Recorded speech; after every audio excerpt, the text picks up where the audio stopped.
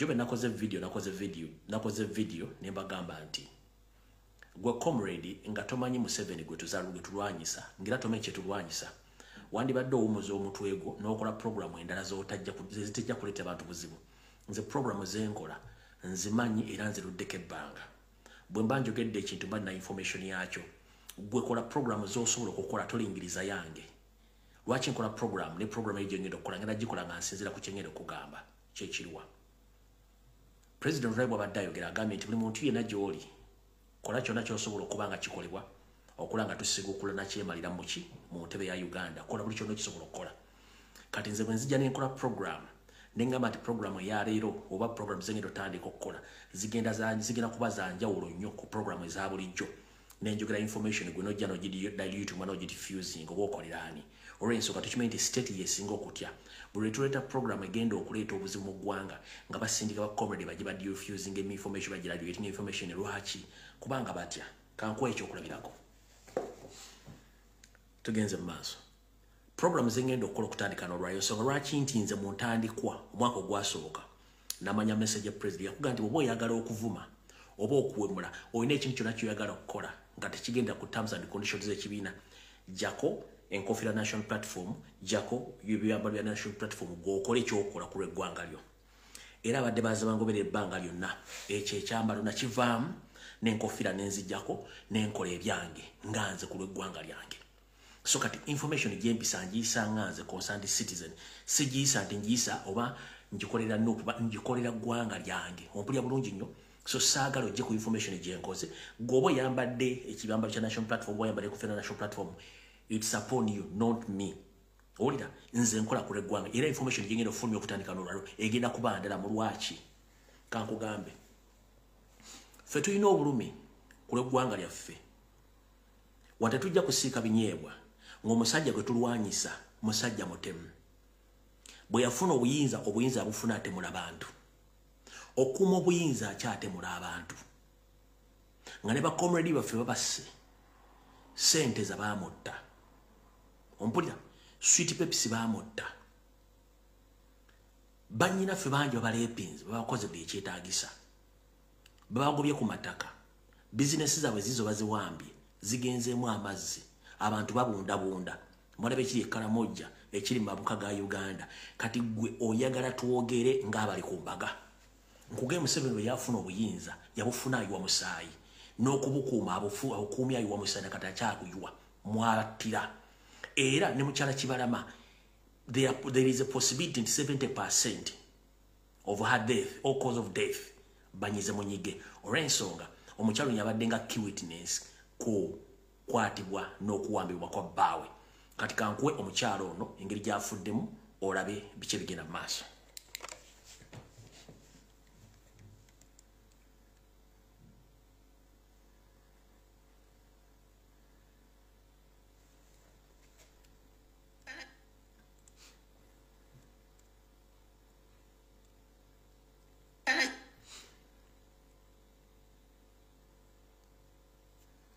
bwati bamusanze mu makaagi ng'afudde ne kyenjagala osooka olabe njagala osooka otunula video eno okole photographic interpretation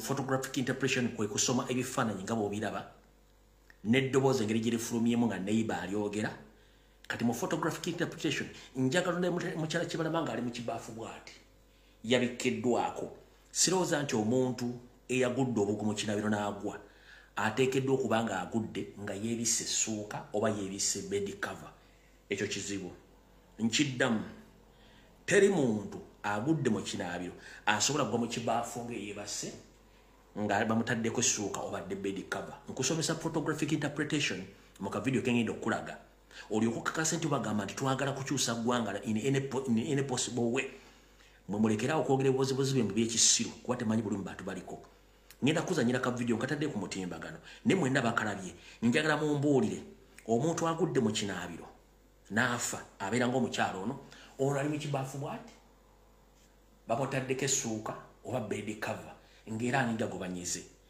tewaliwo mwana bantu bulabe mulabye kati njagala olabe video eno naawe okole okunnyonnyola okuko olyoka olabe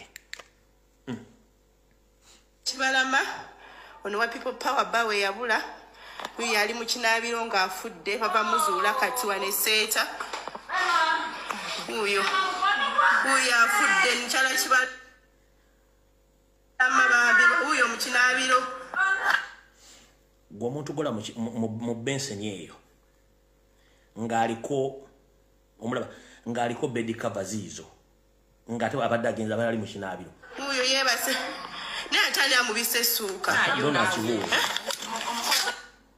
n'oyo akibuuza kankuddiremu olabe ala kibalama ono wa People Power bawe yabula uyu yali mu kinaabiro ng'afudde bava muzuula kati wane seeta uyu afudde nkyala kibalama bambi uyu mu kinaabiro uyu yeebase naye atali amubise essuuka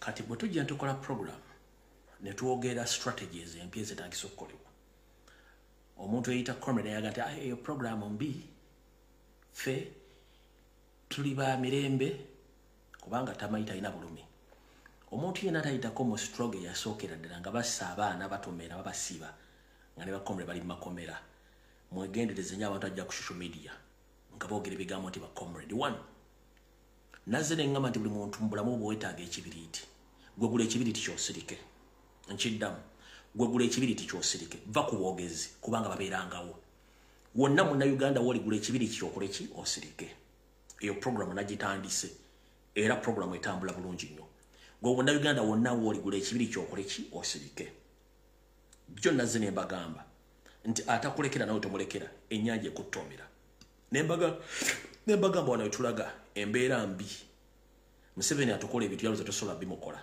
nembagamba gwe wenna munnayuganda asobola ng'ogenda genda kulaliza era ne bakuwa t-shirt ya ero ogitereke obeere nayo ogitereke time ejja kujja ngenda babuulira lwaki mulina okubeera neki mugenda okubeera neki ne uniform ezo era mugenda zikozesa ki as simple as that bw'owulira agamba nti ate ono yagambibwa no please mu ntalo z'ebyobufuzi naddala mu Africa ne mu nsi yonna tulina obukooli bwe tukozesa mu byobufuzi nga gwe tojja butegeera kubanga obwongo bukomaawo fe obwongo bwaffe bulowooza wala nnyo the reason that's why Museveni atufuze emyaka 4 nga ye anyumira normal politics kubanga abadde akola system ya divide and rule n'akozesa surgical operation gwe gy'otamanyi n'ekibwe nakyogera balaga nti Lumbuya ate ayagala kutta batuno mu system ya politics wa Museveni gwe olina omuzannyiramu yakozesa surgical operation n'akozesa system divide and rule nawe gwe omuzannyo gw'olina omukubiramu nkugambye gwe ofuna t-shirt ya yero sirika gitereke olunaku lujja tutuuka nga olina ogyetaaga gwe gula ekibiriiti sirika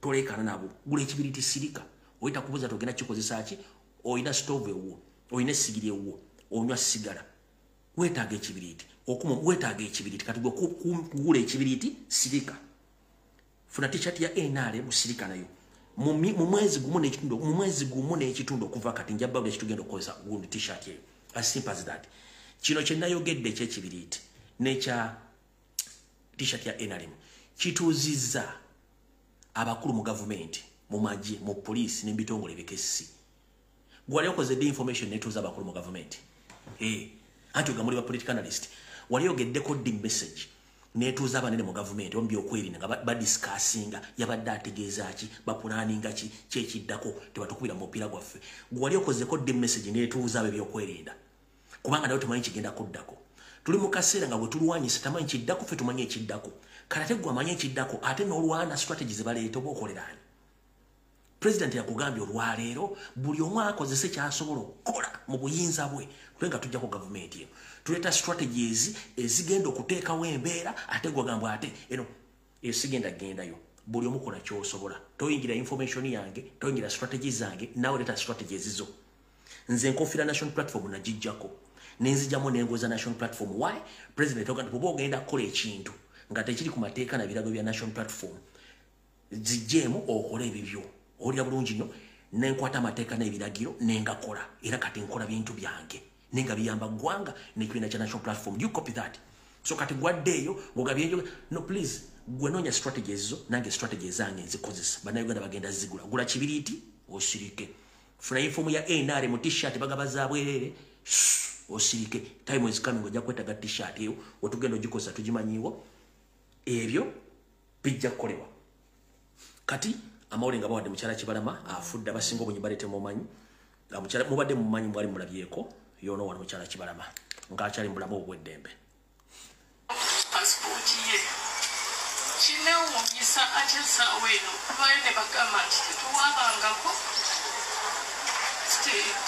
tetulina bye twalaga biraga nti abantu baffe baabuzibwawo nawaayo referensi zonna nagenda mu bifo ebyenjawulo nga ngenda mpaaba okubuzibwawo kw'omwami wange nagenda ku CMINA nalipootinga ku poliisi we twasanga emmotoka nagenda ku CPS nagenda ekibuli kati kinewuunyisa era kinkwasa ennaku okulaba nti bagamba tetulina bukakafu bwonna era tetulina gye twawaaba nti abantu baffe baabuzibwawo nekinyiiza nze kennyini akatambi ke najja ku TV nga keerikodingi okuŋŋamba nti bo tebasobola kala teriyo mu nsi munatalaba akatambi ka mwami Kibalama John Bosco nga prime minister akutegeeza nti amulina era okuva olwo nafuna essuubi era paka kati nze nkyabanja mwami Kibalama era okuva ku mukyala Nabbanja kimanyi nti mwami Kibalama gyali era akyali mulamu era asigala mu banja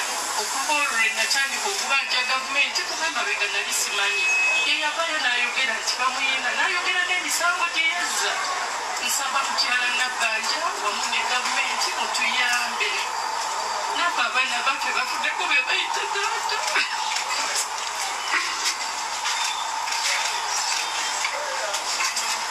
manya gangenze wasomozes baza wakiri so oluvannyuma lw'okuba nti omukyalo yabaddewo nga amanyi information ekwatagana ku mwami we ng'Emmaine Museveni bw'akola taleka bujulizi mabega akawungezi k'olwaleero Kibalama bamumanyi mumanyi sigenda kuzanya video ze asangiddwa nga nja kugamba nti bajja tukonfaamingira naye nze okusinziira nga bwe mmanyi omukyalo no banyize munyige asangiddwa mu kinaabiro ng'afudde naye ekikwewunyisa bw'oba asangiddwa mu kinaabiro ate ng'ali mu kibaafu ng'omuto guli ku kibaafu waggulu abeekiddwako essuuka kitegeeza nti wadde omuntu ali mu nju yamunyize n'amala n'ayitamu kambaddemu ka video kano mulundi gumu ala Kibalama ono wa People Power bawe yabula uyu yali mu kinaabiro ng'afudde bava muzuula kati waneseeta uyo afudde mukyala Kibalama bambi uyo mu kinaabiro uyo yeebase naye atali amubisa essuuka ndowooza otegedde kale awo tuvuddewo bwe tumala okuvaawo bitalo nnyo ddala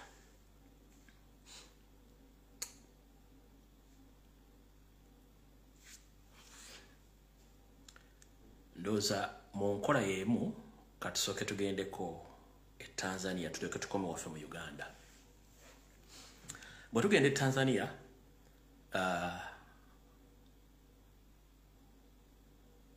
Sulufu Samia olwaleero alayiridde mu balakisi y'amagye ne bamulayiza nga bagamba yafuna ebitundu 98 ku buli 100 obuloba balondeddwa naye ku bitundu 8 ku miliyoni 3 ez'abantu omukyalo bamulayiriza mu nkokutu mu balakisi y'amagye gye bakoledde emikolo gy'omulayiza ng'obukadde 31 obugende bwamulonze tebuliiwo wabula takomyawo omukyalo ono ne ttiimu ye kigambibwa nti nga bwenze mbagamba nti amagye ga SFC gali mu kutugumbulira gakyatugumbula abantu wabula ekyennaku ekiriwo yensonga lwaki nina ennaku bakomrade bwe mbanga nkoze video mutuleka nga temumanyi bizibu bye tulimu mwe temufiirwangako tofiirwangako wadde n'enkoko Museveni tattangako muntu wo nze banyiga omwana wange saagenda muziika before kunyiga omwana wange Fulunasa yatta anko wange mwe nandise tatango muto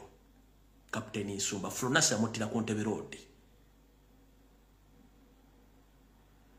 before kunyiga omwana wange basooka kunyiga taata wange omuto Kapiteni Nsumba bamuttira ku Ntebe Road abasajja ba Museveni ba Fulunasa kati boy bwe tuba tukola video musooka mutulekemu tulina ennaku wabeefuna nibankyukakyuka ate nga mukolera state mutulekemu tofiirwangako wadde n'enkoko mu struggle tufiiriddwa abaana no mu struggle ne baleka famire zaabwe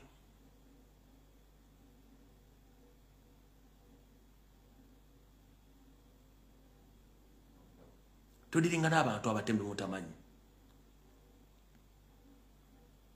kino kankibuulira ensi ku magye Museveni ge yasindiseeyo ekisinga okwekwasa ennaku yasindiseeyo amagye ga SFC n'aga M23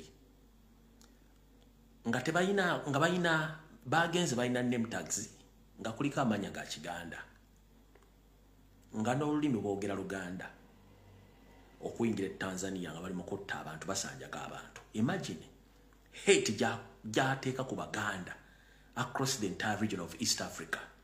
Osindisa abasirikale bo secretly tags balina z'amanya Maganda boogera Luganda bali Tanzania bali mu kusanjaga abantu nga kikyogezako creatinga kitegeeza creatinga hatreds amongst the tribes in East Africa that other tribes in East Africa they must hate Baganda because they are the one who were sent to Tanzania to massacre Tanzanians. Those people were speaking Chiganda with the name tags of Baganda. So for you are still in that system of divide and rule and blackmailing Baganda. The same trick which is taking place in northern Uganda, the same trick which is taking place in South Sudan, the same trick which is taking place in Congo. You send your M23 into the Hamas to slaughter civilians in Congo, speaking Chiganda, camouflaging as Baganda, in Congo, in South Sudan. Now it is happening in Tanzania. The troops you're sending, they speak Chiganda, with the Chiganda tags, name tags, being slaughtered in Tanzanians innocently.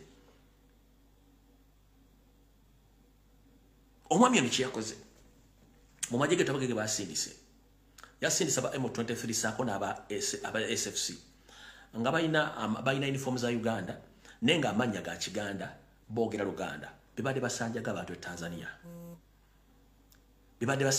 Tanzania kino kida era kyekibadde kikolebwa Congo kyekibadde kikolebwa South Sudan kyekibadde kikolebwa ne mu Northern Uganda nekire kimutamanyi genocide egenda maaso mu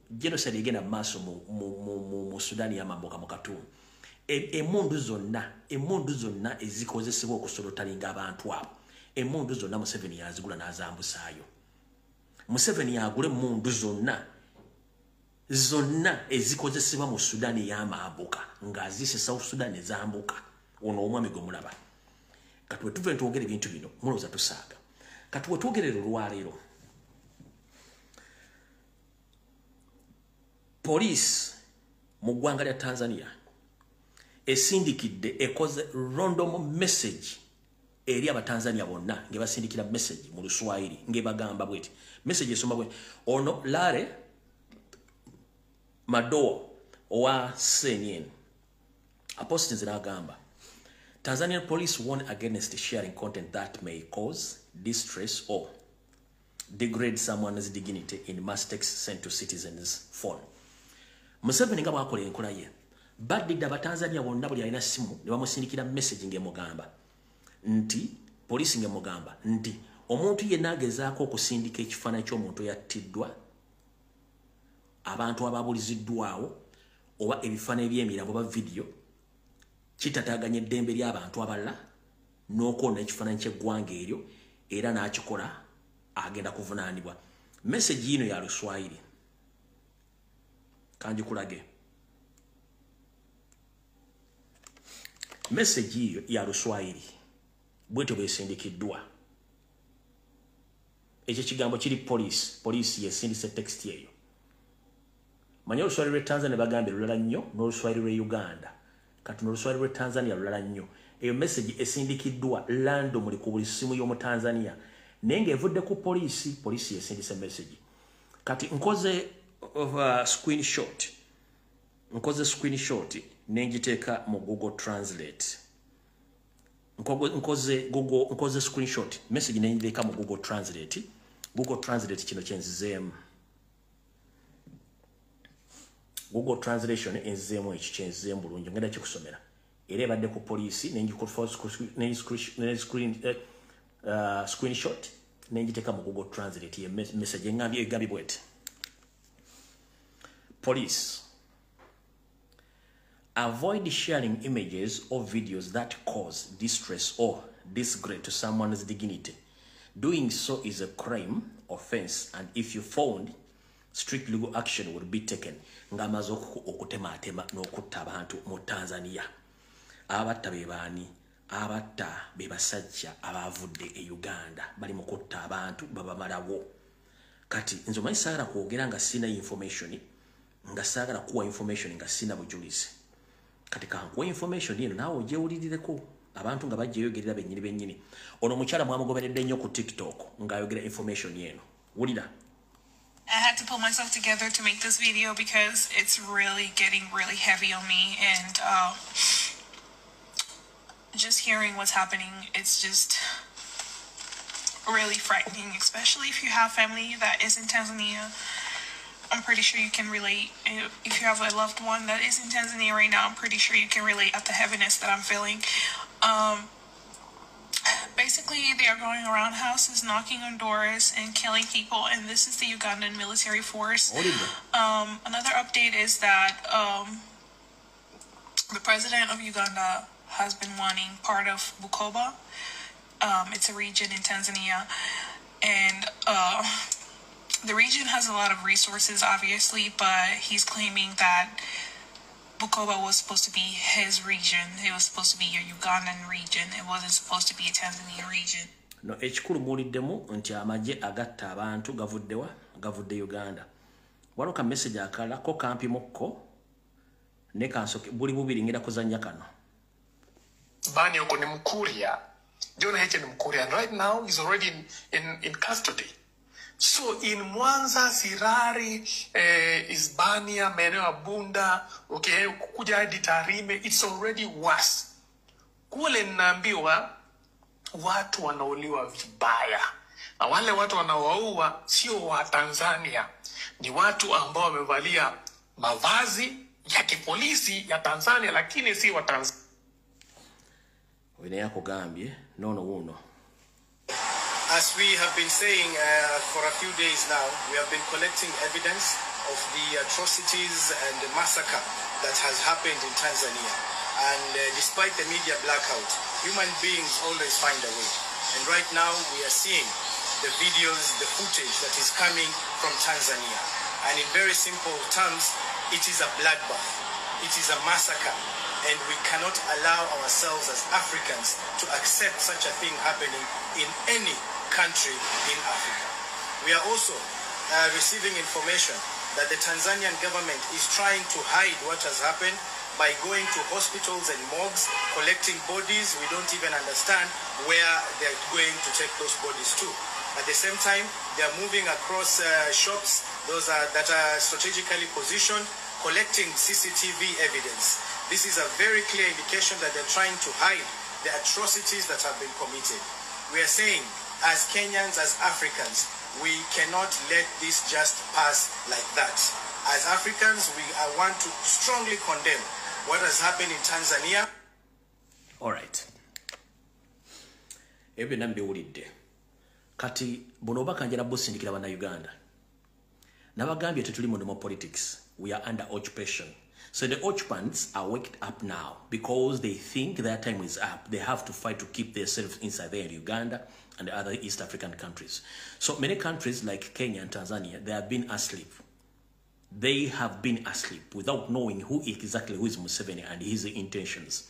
So as we speak right now, the Tanzanians, now they've tested who is Museveni exactly. And not Museveni only, because Museveni is using his brothers and sisters who were left behind in Tanzania to camouflage and to take over the leadership of those countries. So now it's high time Tanzanians, Kenyans to wake up before it's too late, because these people, they are trying to build their kingdom within the East Africa by planting their own people in those governments, in those countries to take over power. Right now, whatever is happening in Tanzania, it's not all about that Tanzania against Tanzanians. No, it's all about Museveni and his agents of Rwanda Tutsi origin who are now fighting to take over Tanzania. And Kenya, the same. In Uganda, we are fighting occupation as you play for us, and we think we can defeat him. But other countries, they haven't known who is Museveni exactly and what he does. So that is exactly what is taking place. Every day people have been asking themselves that what happened in Rwanda, who was the masterminder, what happened in Congo, who was the masterminder, what is happening in South Sudan, who was the masterminder, what is happening in the Sudan, in the north, the Khartoum, Sudan, Khartoum, who's the masterminder is Museveni. What happened in Luwero is Museveni. And exactly what is taking place in Uganda on daily basis is Museveni. Because for them, they are good at killing. They don't negotiate with anyone. Their negotiation is to remove their enemy, whom they think that is the enemy against their plans. They'll just assassinate you. That is their plan. So my fellow East Africans, that is Kenya, Uganda, Tanzania, Congo, Rwanda, Burundi, South Sudan, please get to know. The problem of East and Central Africa is not we, the people, the indigenous of East Africa. The problem is Museveni himself and his two brother and sister. They want to occupy East Africa by creating their own kingdom, whereby they're going to occupy each and everything belongs to the indigenous of East African countries. So his hub is Uganda, where he had milked almost finances to facilitate those moves in Rwanda, in Congo, in Sudan, in Kenya, now in Tanzania. Their financial hub is Uganda, is where they get money to operate all their dirty linen actions against the indigenous of those countries. Please wake up. If we Ugandans will expose Museveni, it's high time the indigenous from Kenya, Tanzania, and other countries to join Ugandans to remove this gentleman, because it's a problem of all Africa. We are talking about East Africa, but already shifted from Central Africa, is moving closely to Southern Africa, according to their plan. So please, my fellow Africans, it's high time we take over Museveni and his regime before it's too late. Ubaka mwenjagadde okulekera baddugavu bannange bategere bulungi nnyo mu ngeri yo esoboka. Ekyo batuba tukimaze. Video gye nabagambye ezengeri otandika okukola ndala mukko si za bulijjo. Bwe mbagambye nti ndala mukko si za bulijjo mba nkitegeeza. Kyekiruwa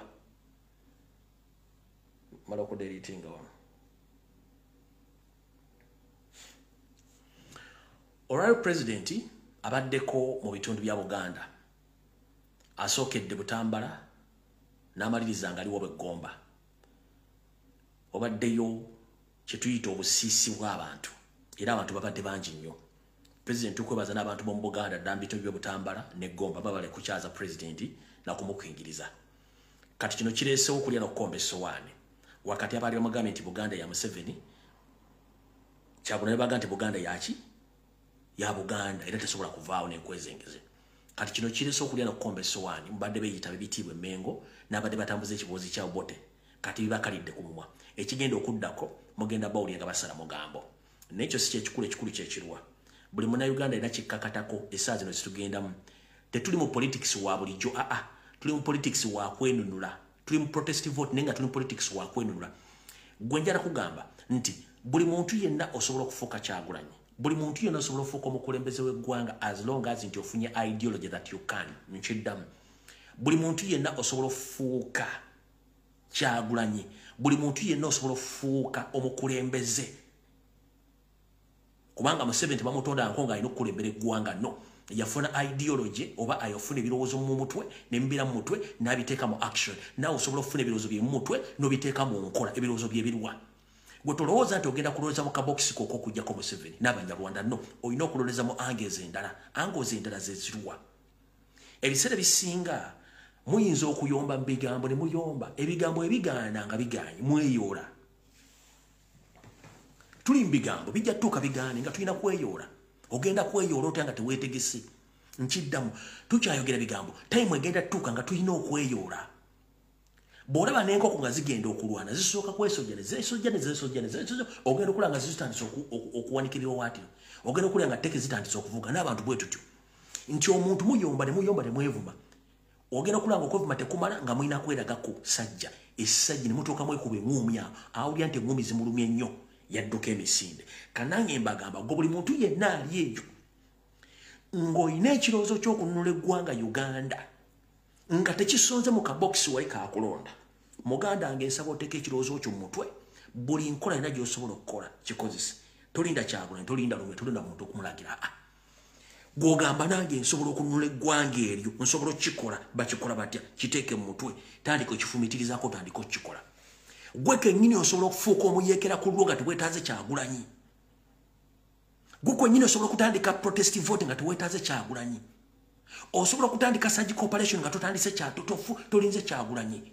It's upon you to decide. Idea Museveni yagifuna nga abantu abalala. Museveni yajja mu buyinza teyayita mu ballot box. Museveni yajja mu buyinza teyayita mu ballot box. Ideology ye yesooka yali ya ballot box bamukuba akalulu bakamunnya. Nagamba okay. Nensobola funa obuyinza buno. Mbufuna nja naafuna ekirowoozo nakiteeka mu bwongo nakikozesa. Boy wange yonna gy'oli nawe osobola ofuna ideology mu bwongo osobola ofuuka omukulembeze w'eggwanga musobola okununula eggwanga lino mu ngeri yonna esoboka.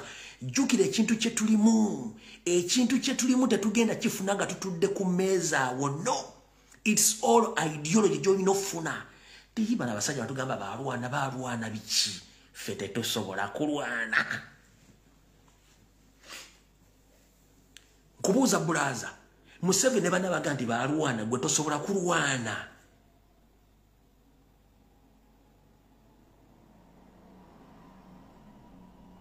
Museveni baamukuba akalulu yafuna 1%.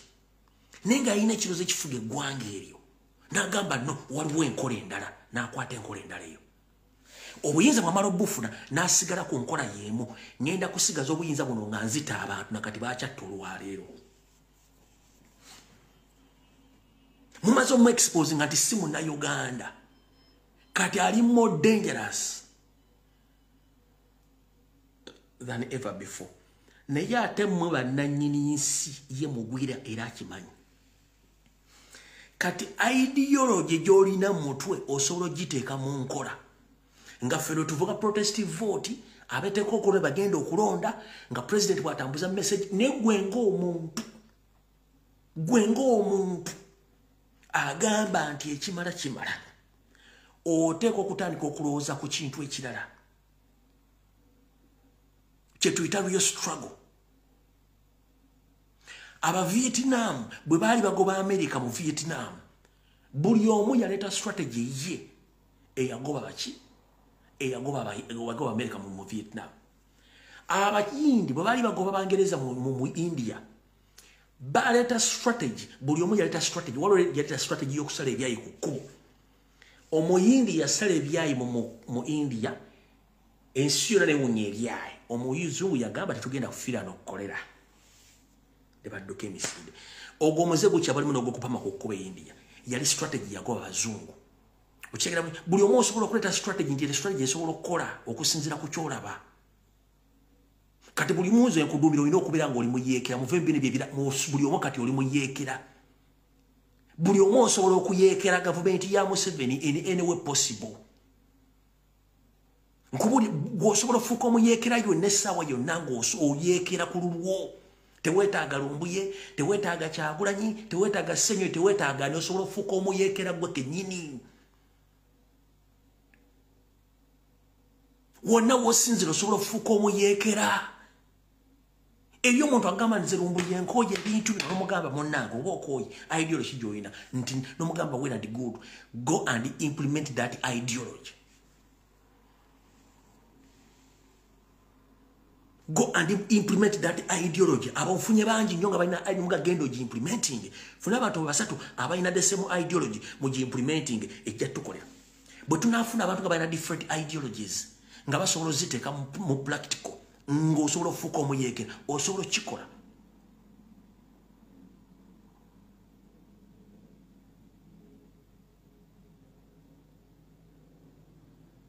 Waliwo wana ali mu kuseka mbu India kyenjogedde tekiriyo. Genda okinoonya it's on record nakati abayindi bakyapama ku kkuba bamu. Kali kaabasigalamu.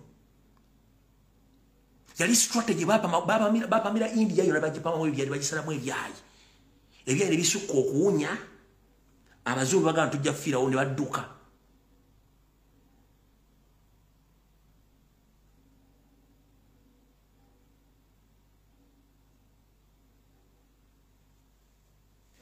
Okitegeera? So eyo message njagala gikutegeeza ogitegere bulungi kukke mu bwongo. Lwaki nkugamba ebigambo bino? Njagala ompulirize bulungi nnyo. Bwe nkugamba nti gobattira omuntu wo ng'okimwe batta omuntu wo, ogenda kufuna ati obwenkanya ku muntu gwe baakottira. Gwe njagala ofune ideology endala implementing.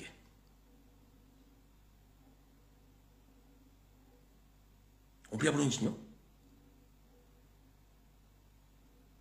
Gwe baatwalako ettaka lyo nolema ofuna justice, olina ofuna ideology endala naye ogimplementing. Ompulira bulungi nnyo. Gwe baayokera bizinensi ye ne bizinensi yo neegendamu amazzi, obunyiivu obugatte ofune ideology ogimplementing ng'egenda kuyamba kujjako Museveni n'abantu abalala. Ideology yeemu, waliwo abantu abali mu comfort zone. Ne mu nsi yonna ababeera mu comfort zone gye bali, naye waliwo embeera ebaleetera okubajja mu comfort zone. Bibaani mubafuule uncomfortable. Nkiddamu, abantu bangi beefula nti bali comfortable we bali, but mu strategies olina okukola mulina okumakinga sure nga abantu bano bali mu comfort zone mubafuula uncomfortable. Baveeyo. Abasuuzi bali mu comfort zone, Mukama n'abaleetera ekyajabu, bavudde mu comfort zone, they can speak now as if ntubadde tebalaba. So strategies zino zegenda nti omuntu wabanga ali comfortable mu Uganda, mufune strategy ezibafuula uncomfortable bajje mu struggle. Nkiddamu kati Museveni yajja mu buyinza ng'akozesa strategy etali ya kalulu. Era Museveni teyajjanga mununuzi. Museveni came as a terrorist, wadde yeeyita rebel. Nkiddamu gwe comrade, Museveni teyajjanga freedom fighter, Museveni yajjanga terrorist, wadde yakifuula nti yali rebel. Go and check the history of Fronasa. The history of Fronasa, that is a terrorist group which formed by Museveni after he nicknamed himself as a rebel. Which rebel group was NRA? Which turned to be NRA? Which rebel group was NRA? National Resistance Army. Later changed to National Resistance Movement right now. Bagenda bakyusa bukyusa. Kati muganda wange, bwabanga Museveni terrorist yasobola okukolesa obutujju bwe n'atwala obuyinza abulemeddemu ng'akozesa butujju, ng'osuubidde bw'otaamenke osuubidde nti ogenda kukolawo ekyenjawulo. Jjukira betwagala okumenkera bano abantu si bannansi bakimanyi era essala basobola okudduka. Muganda wange nkugambye nti obuyinza Museveni bw'alina yabufunanga butujju. Gwe ki ekikulooleza mu bwomenka kimenya mateeka? Nkubuuza. Museveni yajja mu Uganda nga mutujju okutandika Fronasa. Bw'amala okufuuka omutujju n'ateekawo ekibiina ky'abayekera ekiyitibwa NRA. Ne kitta abantu. Bw'awangula nakifuula National Resistance Movement. Kati ekiriwo nakyo kikyatta abantu. Era obuyinza tayagala buta. Gwe yala kuŋŋamba nti ffe abalina ideology nza tuli bakyamu nnyo okusinga Museveni eyali omutujju nakati akyali mutujju. Nkubuuza, Museveni is a terrorist. He was and is still a terrorist. So how do we deal with a terrorist?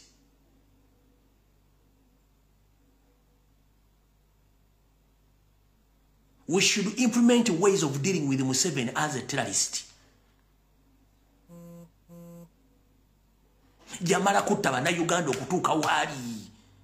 Museveni yamala kutta bannayuganda almost billion okutuuka waali. Gowasaani. Ani gowase? Toyina gowase. Naye ate odiringa ne terrorist. Akeera ku makya n'awamba Kibalama n'amutta. Akeera ku makya n'akoona Frank Senteza. Akeera ku makya natta muka Kibalama ng'amutidde mu kinabiro n'amuteekako n'essuuka.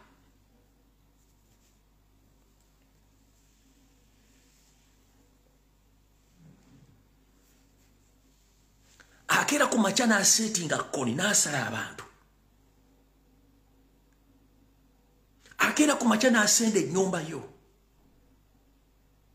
Akeera ku makya n'akwata ssente za gavumenti n'azitwala n'ezimba basomere Tanzania. Akeera ku makya n'akwata ssente n'agulamu mundu n'ezigenda e South Sudan n'ezitta abantu. Akeera ku makya n'akwata ssente obumbi ne bugenda bwe Kongo bukole enguudo ne batakolewo wadde meters 10 ez'enguudo. ne bateekayo obutujja okutta abakongo ng'abatta boogera manya boogera mu Luganda nga kikyakulyetingira essaawa zino yakutte ssente n'abasajja n'abatwala Tanzania bali mu kusala abaana abatanzira basala emirambo bagiwa bagiziika boozawo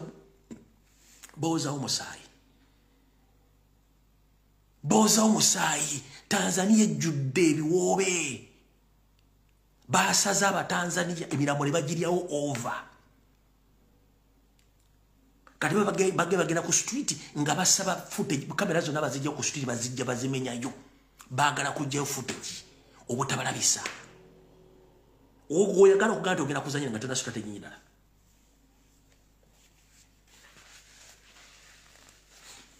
Lita Nabukenya bamutomere motoka ya polisi yatomera Lita Nabukenya ne bamala ne basala kamera ne bazijjako footage Lita Nabukenya yali afunye obwenkanya sente zali afunye obwenkanya bakuba sweet Pepsi emigo musajja wattu ne gulinize za muri musayini zimuvaamu sweet Pepsi naafa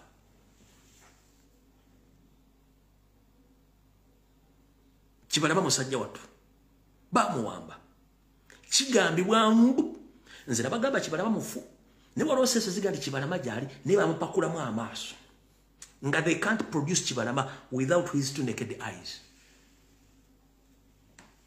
The same applies ku Damulira goba gye wakiseka ne kigamba nti bamujjamu amaaso tebasobola muleeta mu public kumula ego bakwata nga alina amaaso bamuze mu public nga talina amaaso. These are the people we are dealing with.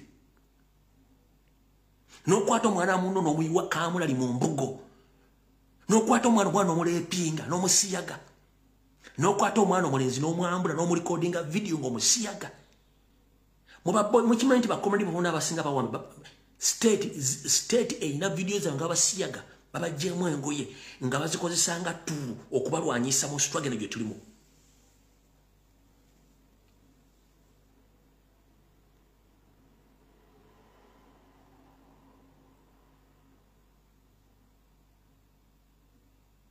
Gwasinika ebinnyo mwera we are so peaceful nja amugulu batanga abasajja abalugwana ne babafumba mu ntawule baliyisa abantu beggulu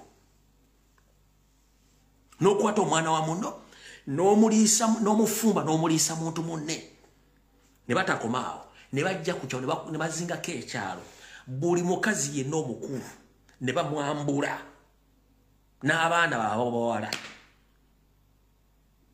nabakolako ogwa Sodoma ne Gomora ng'abaana baabo balaba. Gwokimanyi ekitegeeza omusajja najja n'akwata maama wo n'amugjamu engoye gw'omwana omuwala ng'olaba n'akalakata nnyoko ng'olaba. Ne bamala okukalakata nnyoko naawe ne bakugjamu engoye ne bakalakata nga nnyoko alaba. Zino si horror movies, bino biri mu reality.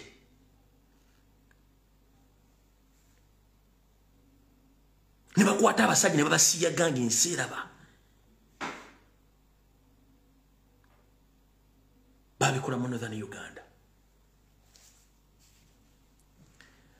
Gwomanyi ekitegeeza omukazi omukulu azaala omwana omuwala bamuyumwambulamu engo ne bamukalakata ng'omwana we alaba. Ne bamala maama ne bakwata omwana omuwala ne bamukalakata nga nennyina alaba awumisa nattuku. Maama waagezaako okwekyakyangu omutima gw'omwana papa bamukubakopa bamugjawo. Okimanyi ekitegeeza ggwe? Ne bakwata abaana abalenzi ne babasiyaga. Gw'okimanyi ekiri mu safe house?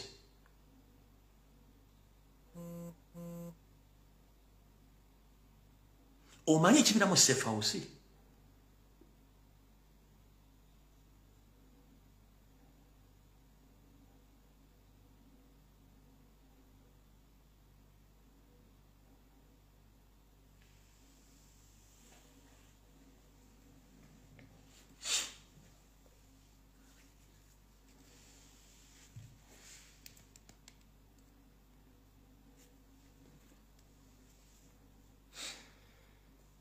Bino tubyogerera ensonga tulina bakomedi baffe abeewunzise batya nti ne mu America mu budde obw'abaddu bwe baagulya abaddu eri abaddugavu abaddu abaali mu comfort zone ng'amanyi tebasobola kuva mu budde obwo era abazungu babawanga emirimu egy'okukola balabire bannaabwe nga bafuuse bambega buli yagezangako okuleta ideology ebajja mu busibe obw'obuddu ng'abantu abo babawira mbakama baabo nga bakuba amasasi nga babatta. Ompulira abo nabo gye bali ne mu struggle. President agezezzaako nnyo okweradicating okubulya abantu kyekyokukola nga bampuuga baani bajja boogera ebiga by'ekisiru nakatuleta ideology ezisinga obungi eriyaga nti ekyo sijja kigendamu ekyo kyabutemu ekyabufu kyabutategeera ffe tugenda ku nkola eyo kubanga tukimanyi sisitimu ya slavery ekyali mu bantu abamu olambeera ku ssomero nga katwekalakaasa olw'emmere embi. Kankuweko simple example. Mwenna abasomerako mu boarding schools ne day schools. Essomero lituuka ne bafumbira emmere embi ng'ebijjanja birimu amayinja birimu kawunkubi obuwunga bukaawa. Musula bubi babasomesa bubi abaana mugamba mutula tugenda kuteeka okwekalakaasa. Ne mutuula bulungi ne mutandika tugenda kwekalakaasa saabwe ziti bwa temunneekalakaasa. Headmaster ne poliisi nga basazeeko nti mugenda kwekalakaasa twategedde. Okitegeera bulungi nnyo nga babawadde be baani bantu abadde mu meeting yammwe. Kati bwe banga mu masomero gy'ebiri ne mu politics mu ebiri ne mu slavery byalimu naye kyatwala obuvumu eri abantu abakola obuvumu okulanga balonda banabwe mu busibe. Waliwo omukyalo ono bamuyita Tapman. Omukyalo oyo mulaba kino kyekifaananyi kye origin bamuyita Tapman. Oyo mukyala bukyala Tapman. Genda ku YouTube, genda ku Wikipedia, genda ku Google oteeka omukyala gwe bayita Tapman. Mukyala bukyala ono Tapman. Yagezaakangako nnyo okutegeeza baddugavu bannaabwe tusobola okufuna enkola ABCD ne twenula okuva mu bufuuzi buno obw'obusibe era abamu baabaloopangayo n'omukyala ono kyamutuukako naye nga kyeyali akola kyali kyakununula bakaddugala banne. Okitegeera kamukusomeseeku wano katono olw'okwotegeere ku bintu ki byakola. Omukyala banyega bamuyita Harriet Tubman. Maama we yali Aromatina Rose. Bamuzaala mu Gwakusatu mu mwaka 1822. N'afa mu Gwokusatu nga 1913. Yali mukyala mu Amerika eyali alwanyisa obusosoze. Oluvannyuma ye lwe yadduka mu busibe obwo mukyala ono Tubman yakola enteekateeka za mirundi 13 okujja banne mu busibe okusingira ddala kikola nnyo okununula banne baali 7 omwali ne famire kennyini n'emikwano gye ng'akosa network n'amagezi ge katono ge gamuwa okujja baganda be n'emikwano gye mu busibe obwo obwaba abasibe n'abazungu n'abateeka mu safe house ez'enjawulo era n'akola underground okuba nti yadiringa n'abasajja abo n'atandika ne civil war era gwe yabeeramu okuba nti yakola emirimu egy'enjawulo n'okuba nga yabega abasajja abo n'abakazi mpaka olwe yatuuka okuba nga anunula baganda be kankikunyonyere mu luzungu olyoka okitegeere mwabawakana muwakana olw'okuba ne Tubman ono bulaba firimu ye oba hisitole ye era bwe yaleetanga ideologies ezinunula banne eri abagati ffe tetujja genda eyo genda ne Museveni kennyini kino kankikugambe Museveni kennyini nga yaleeta ideology y'okuyeekera eri amuga nti ffe tetujja genda yeeyo no ayo tosobolayo togenda biveeko ffe tetubirimu gwe genda baamugamba banne. Museveni bw'atandika ekintu ne kikwatayo then bennyini bamweyungamu nga tabayise.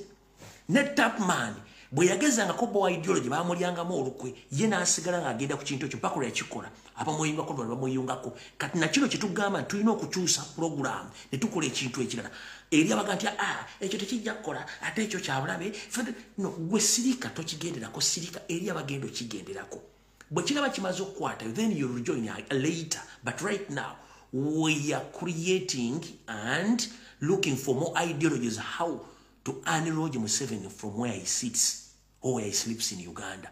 Kubanga semuna Uganda. Kankudiremu. Harriet Tubman, born Amoratina Rose, March 1822, March 10th, 1913, was an American anti-colonialist and social activist. After escaping slavery, Tubman made some 13 missions to rescue approximately 7 enslaved people, including her family and friends, using the networks of slavery activities, to protest vote, and safe houses known as collectively as underground railroads. During the American Civil War, she served as armed scout and spy for the Union Army in her late years. Tubman was an activist in the movement of women suffrage. Omutegedde omukyalo yo kati nkuddamu wano kati wulira bulungi nnyo otegeere nti ebintu omusirikanga kugona okola ebyo n'abalala bake bakola ebyabwe. Tugenze baaso. Born into slavery, Dorchester County, Maryland, Tubman was beaten and whipped by enslavers as a child. Earlier in life, she suffered traumatic head wounds when an illiterate overseer threw heavy metal weight intending to hit another slave, but hit her instead. The injuries caused dizziness, pain, and spell of hydroposphemia, which occurred throughout her life. After her injury, Tubman began experiencing strange visions and vivid dreams, which she ascribed to premonitions from God. Those experiences, combined with her modest upbringing, lead her to become the savior of other slaves. Kati woli a story yono mukyala. Filimu ye gyeri obutabwe gye buli bamuwandiikako. Kati Kyagulanyi agezaako nnyo okujja bannayuganda mu busibe buno obwa occupation. Lumbu yengezaako nnyo okusomesa bannayuganda obajja mu busibe buno obwa occupation. Naye eriyo ate abalwana bali mu struggle nga bagala byayogera ate tebikwatagana struggle. Muganda wange ffenna tetugenda kubeera mu kintu kyekimu. Kino kye tubaga abantu bangi ne Museveni baasooka munyoma ne baganda omugoberera fine ne bamugoberera. Nakati kye tubagamba tulina okulooza kabokisi ak'okubiri. Soko sige ekifaananyi. Tuli obukadde ana mu butaano kale katugaba na mu butaano. Yes. Abantu bali mu kututta tebawera wadde emitwalo 5. Tuli obukadde ana mu butaano. Abantu batutta tebawera wadde emitwalo 5. Tebawera wadde akakadde. Batutte saaki. Batutta kubanga wano baleta system ya divide and rule. Bawulemu bafuge. Kati gwe mu system y'abalamu ofuge era ojja kwagala ne olutalo ku Lumbuye ne Lumbuye ne yakuliyeti ng'olutalo bere mu ntalo feke nnyini nze ekyo sikigaba nakigaana bulaza bwonkolako video nolowooza nti nze ngenda kuddamu ntayi kubanga bye nasooka okusoma Museveni byayagala gwe nkuwa freedom neweerabisa wekka mu system singa mbadde mungobera ebbanga ddene nnyo. Nze comrade bw'ayagala okugenda mu diversion oba okulyetinga olutalo between me and me ne mumanya I unfollow you ne nkublockinga ku social media platform ne ku WhatsApp, no communication kye tuyita ignore and delete. Ekyo nkikoze. So gwe bw'okola olutalo kunze sigenda ddu kutwalira kubanga mba ngenda sigenda kwawukana Museveni kyeyateekawo kya divide and rule. Bwe tuba tuli mu kakebe ke kamu ng'enseenene lwaki tulwanagana bwe tulwana ani afunamu.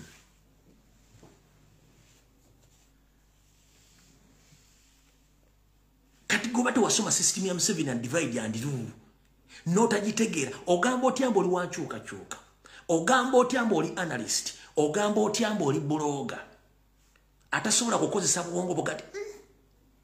Lumbuye byeyogedde bikuba Museveni bikuba NRM.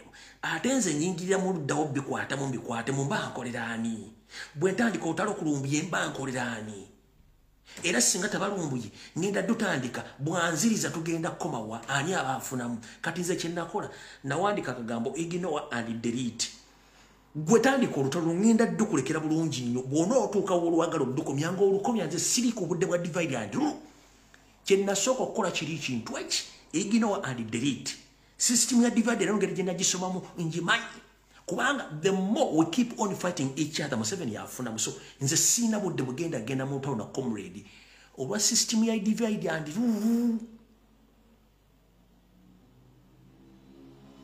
owa system ya divide kubanga nze comrade sina kyenkwetaaza comrade sina kyenkwetaaza olwaleero lwaki 1 nina omutwe sikozesa bugwo 2 nina information sikozesa yo 3 nkola research sikozesa research wo 4 nsobola okwogera nsobola okugatta information sigwe ampa ebyokugatta n'ebyokukola kati mba sina nnyo kyenkwetaaza nkwetaaza ekintu eki focus ku Museveni n'abalala kati wona okitegeera nti nze sina nnyo kyenkwetaaza wano mu communication okulwanyisa gavumenti ya Museveni you will mind your business one time okitegeera kati nze mba sina kyenkwetaaza nga gwe nkwetaaga kufokasinga kulwanyisa Museveni wenkwetaaza gwe ng'omuntu sina kyenkwetaaza no nkwetaaza kimu muntu kitunza wa Museveni kyenkwetaaza ne bw'odda atooso olete entalo president tuba tumuggyako amaanyi tuba tumuggyako focus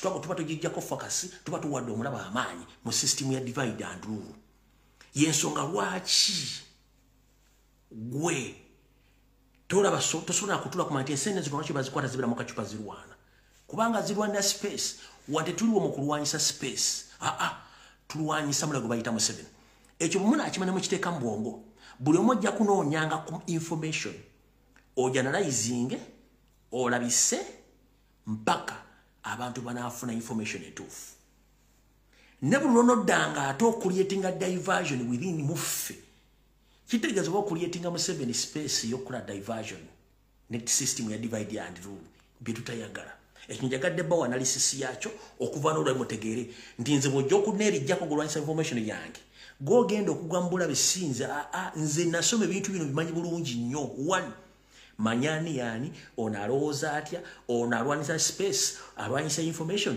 oli ayagala space nze sirwanyisa space sirwanira space sirwanyisa information sirwanira information kyokuna nti bwenkola information nga waliwo comedy yagikoze eyo njibuuka nengenda ku kirala abaluddeko nga mumanyi ekyo nkikoze era ontungata bwombuuza gundi yakoze information eno kiramuga sigimanyiiko wabula gitwale nga bwe yagyogedde kubanga eyo yiye nga ye ekyo kyoze nkibagamba sisobola kuwaka era bwombuuza ti gundi information gyafulumiza yabadde research ne information gitwale nga bwagikuwadde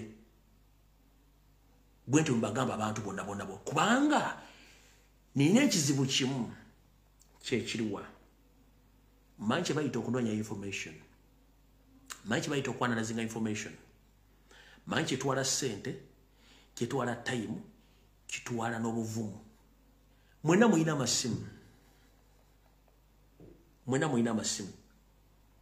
kumwe mwena bameka bayinza okukola video nga zino on a daily basis weekly basis monthly basis ng'otaddeyo ekyenkyongoyokera bameka kati omuntu akwata essimu n'agyetunuzamu n'alumba nnyando Yosoferi ne sisitimu ye muwe ekitiibwa ne bwankolako damage muleka kubanga mumanya nti ayinza okuba somehow somewhere ali infiltrated bamuyingiramu kati gogwa nti ze nkozesa nnyo omutwe gwange sikozesa mutwe gwa mulala gwoba okyalina time bakozesa omutwe gwo muganda wange weeterezi tebapangisa mutwe gwo mu struggle tebapangisa mutwe gwo olina kukozesa mutwe gwo walita mu struggle kyenja okugamba yensobola kimulina okwetereza ennyo gwaga nti ogenda kulwanira obumbuye mu information ne bona ogenda okuloga tojja kunsobola kubanga nze byensibamu birudde emyaka 25 bimanyi ojja kumala biseera kati kitegedde bulungi nnyo bwe bamaze kikunyonyola ekyo katugende ku nsonga endala yatuleese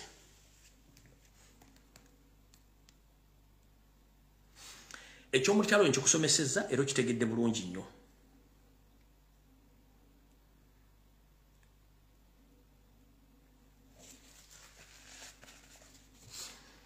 kati olwokuba nti NRM eri mu kuzunga nga basigaza kimu kyakubba kallo ntegezeddwako nti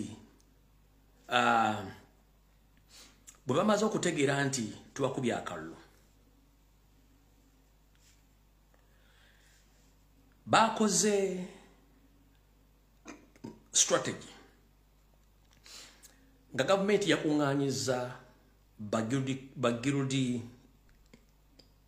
president ne bagirudi leaders bonna across the country ne batwala mu seminar nga bagenda ba facilitating sente bagende nga ku TV ku radio ku social media na buli wamu nga bakola ekintu kye tuyita propaganda blackmailing and defending NRM. So bona babayita ba intellectuals nga bali ku university top leadership yavubuka manya nti state yabataddemu sente 1 bataddemu billions eziwere 2 babataddemu seminar basoma nga message bagenda okusindika buli social media platform wa ku TV nga bali against national platform Robert Kyagulanyi Center nga ba defending Museveni. Meeting eno yabaddeyo era njagala kuwa ebimu ku bifaananyi ebyabaddeyo mu guild meeting eno kubanga nze sikwa information desikwerako bifaananyi eyo guild meeting ey'abaana ba university mugira bulungi nnyo baba tutte yiyo bagiyita Uganda National Students Association Council of Guilds yiyo mwenna abamanyi abavubuka bano gye batuula babona babasinkanyiza bonna baba bakulembeze ku university ez'enjawulo. Eno project egenda kujja ku social media ku TV ku radio nga batandika okudisinga okublackmailinga nga badefendinga Museveni ne NRM nga baba Robert Kyagulanyi Center bonna baabo ne mofuta jinja mufuna kasita mbategeza ngo budde bukyali wano kalabika bulungi. Wait a minute. Bagita the Uganda National Students Association, Bagita Uganda National Students Association 35th Inter-Guild Council theme bebano wano babatadde mu warehouse ejo abasomeseza gye bagenda okukolera omulimu ogwo bala bulungi nnyo abagirdi president wa university ez'enjawulo ne council zaabwe gye bagenda okukolera emirimu egyo. Oluvannyuma lwaki bagenda kikola 1 ba blogger balemeddwa ba YouTuber balemeddwa opposition ya Museveni omuli PPF ADF DP Jema byonna byalemye n'emmengo kennyini enalimu branch yalemeddwa. Kati badde balina okufuna abeeyita ba land friends babaleete babateeke mu system batandike okulumba Robert Kyagulanyi. Kati wonna wobasanga bantu obuuza sente bazibateeredde okuba nga bakola omulimu ogwo across TV ne radio station zebagenda okukolera ki zebagenda okuba nga mwebali bakola emirimu egyo. Kati olunaku olwaleero biri bya Tanzania kambi Jim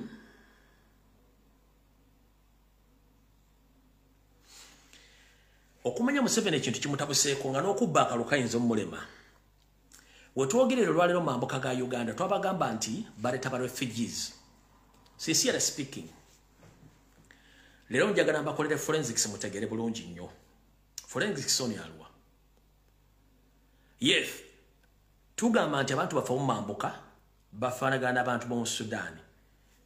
Ne waliwo enjawulo mu bantu bafa mu mambuka n'abantu b'omu South Sudan batya.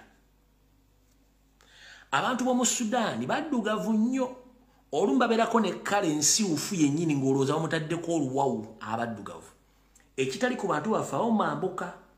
Kati mbadde mulaba campaign trails za Museveni zonna abantu abaddugavu ennyo bwe barefugee okuva e South Sudan badde basombanga okujja mu campaign trails. Yensonga lwaki abayimbi babadde bayimba nga bayimbira nga bayimba nga bali balinga balaba accident bye bayimba tebabitegeera kubanga bali badde baleeta refugees. Kati sente zitandise okkeewa mukkeewa n'abayimbi bennyini bagambye kali atuzisuula abantu betuyimbira batulabanga accident tebatutegeera ne twemoola ne tuyimba abayimbi batandise okubijjamu enta.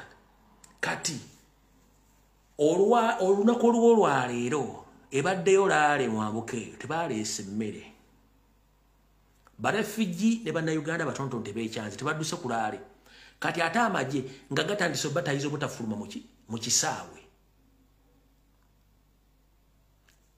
barefugee tebawadde emmere tebawadde soda tebawadde ssente ne bannansi batono badduse mu kisaawe ng'ate amagye gatandise bakubamba okwo baddeyo ku laale ya Nnyando Yosofeeri we mujja otutegeera nti bye tubaga bituufu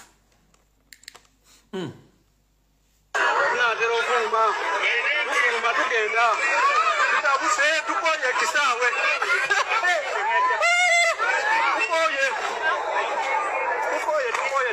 tukoye akatugende tunadanga pulezidenti tugenze toleso lyakulya leero pulezidenti tugenze esanze ebyokulya tolese tugenze ne tishati ebyokulya oganya oleeta tugenze atugende pulezidenti ebyokulya biganye katumale kagenda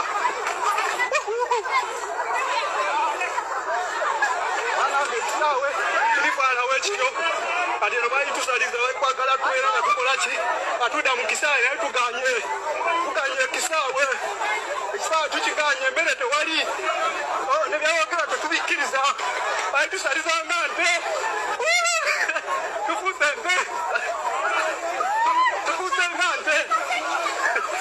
nga nte alange tiri mu kisaawe eno tufuuse nga nte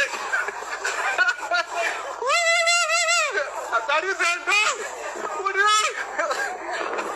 Tuganye! Hakuna!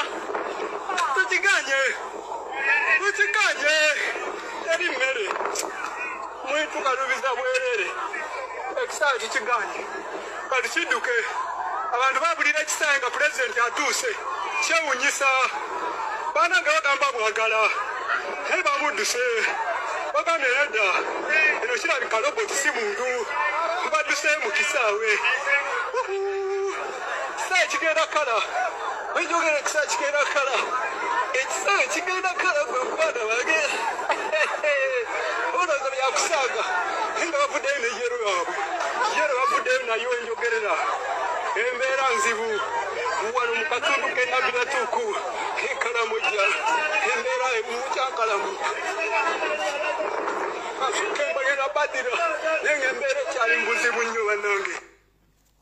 kati eno Karamoja Kyagulanyi yabadde n'akuba nga talina gwanywesezza ne kati ono correspondent omusasi waffe omusasi waffe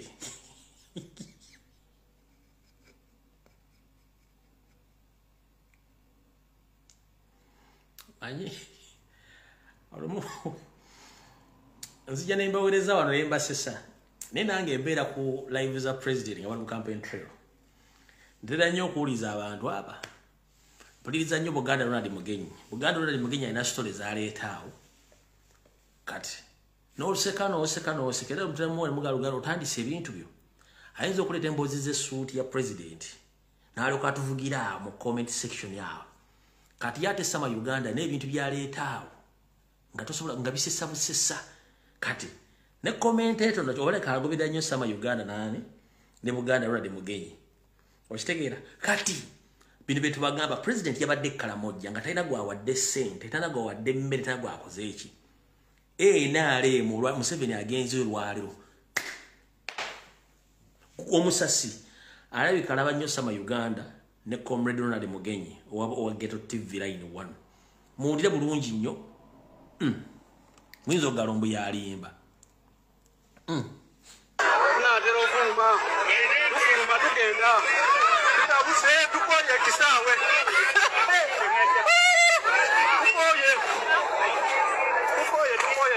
tukoye akatugende tunadanga pulezidenti tugenze toleso lyakulya leero pulezidenti tugenze esanze ebyokulya tolese tugenze ne tishati ebyokulya oganya oleeta tugenze atugende pulezidenti ebyokulya biganye katumale kagenda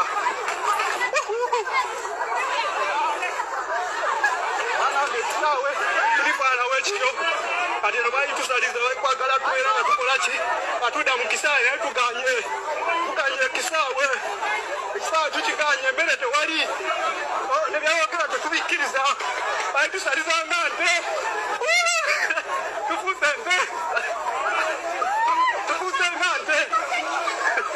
ngante alanga tiri mu kisawe no tufuse ngante Atarizendo!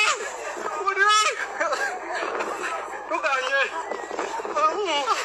Hakuna! Tuchiganye! Teri mbere! Mwitu karubiza mwerere! Ekisawe kichiganye! Kalishiduke! Abantu babulira ekisawe nga president atuuse! Kyewunyisa! Baana nga bagamba bwagala! Bamuduse! Bagambye nedda! Eno kirabika roboti si muntu tubaduse mu kisawe ekisawe kigenda kala wenjogera ekisawe kigenda kala ekisawe kigenda kala gwe muganda wange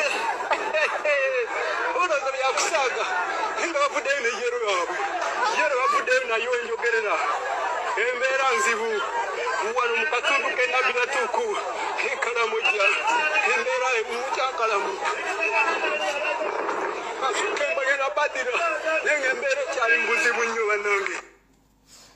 Kati Buganda Ronald Mugenyi ne Sama Uganda munoonye correspondent bw'omukalamojo ono mumuteke campaign trail kubanga alabeka muweereza mulungi yakopa kumu kati bwe bibadde mukalamoja mewala kwa tebaagala balaga kana zibadde teziri busa esoroti erebadde drive ye soroti yo drive ye soroti simenti banji posting zo banji savings drive ye soroti nizo kuba sigi savings drive ye soroti sigi savings let me see over drive ye soroti gitaddemu wano drive ye soroti ero aha yes yeah aha kati nebadde drive ye soroti nebadde drive ye soroti naye mugirabeko bulungi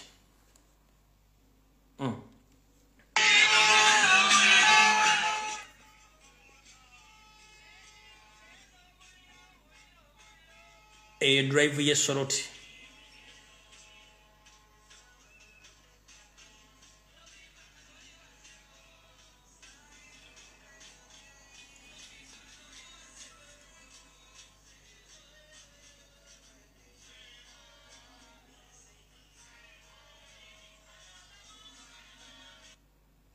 Ochitegate drive ye soroti nga bwe badde kati omanyi nkansoke mbagambe ekigambo kimu buli lwokola video eno oyina omuntu gwoyigiriza byoyogera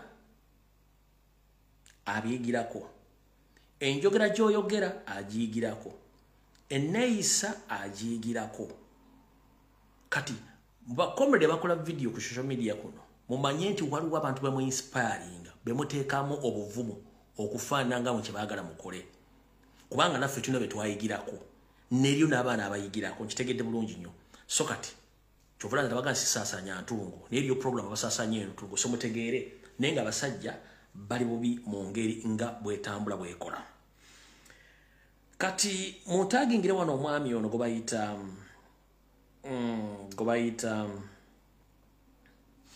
Odongoto,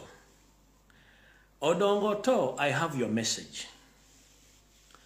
I think 2 days back, I think it was on Saturday. I need to be collected. I don't think it was on Saturday. It was, but I think it was a weekend political program, which program was attended with so many opposition figures and NRM agents, including you. I think it's the same program where General Secretary Rusu Longoya attended, where he exposed Mpugamana. And I think you are the one in the attendance. You went on blaming that amongst the opposition figures in Uganda, they failed to join Robert Kyagulanyi Ssentamu party. And you are asking yourself why. Let me tell you one thing, Mr. Odongoto. First and foremost, I would like to ask you one question. Which party do you belong to right now? Which political party do you belong to now as we speak? The answer is you don't have any political party you belong to because you betrayed FDC. You betrayed the people of Northern Uganda because you sold your soul to NRM. You understand? There is ongoing land grabbing in northern part of the country. You are quiet. There is ongoing kidnaps and assassinations in northern part of Uganda. You are quiet. But you got the guts of coming on the podium